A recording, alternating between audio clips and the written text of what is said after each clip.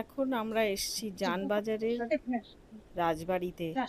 ওখানে রানী রাসমণির মূর্তি রয়েছে আর চলছে দুর্গাপুজোর প্রস্তুতি।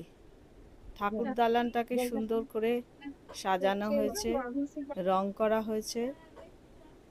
আমরা আস্তে আস্তে ঠাকুর দালানের দিকে গিয়ে ঠাকুরের মূর্তির দিকে এগিয়ে গেলাম।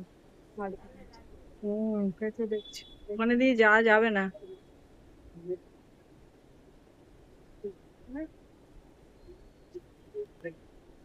ওখানে দেখলাম ঠাকুরের চৌকির উপরে আলপনা দেয়া হচ্ছে। মাকে এখানেই বসানো হবে। আর পাশে একটি মাঠে চাতালও করা রয়েছে। বেদিতেই ঠাকুরকে বসানো হবে। এই চৌকিটা প্রথমে বসানো হবে আর তার উপরে মা দুর্গার ওই যে মূর্তিটা সমস্তটাই এনে ওই চৌকির উপরে বসানো হবে। মা দুর্গাকে অপরূপ রূপে সাদা ডাকের সাজে সাজানো হয়েছে।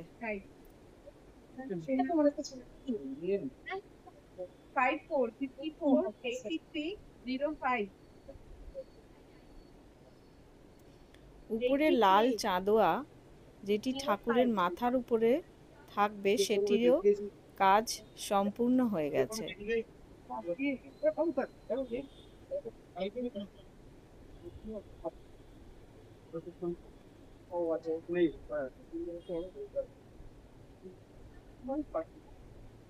ভারী সুন্দর করে আলপনা দেয়া হচ্ছে। এখান থেকে আমরা চলে গেলাম আর এক তরফে জানবাজারের রাজবাড়ি আর একটা পুজোতে। সেখানেও ঠাকুর দালানটিকে অপরূপভাবে সাজানো হয়েছে। সাদা এবং সোনালি হলুদ ও সুন্দর বর্ণে সাজিয়ে নানান অলঙ্কারে ঠাকুরের প্রতিমাকে সাজানো হয়েছে।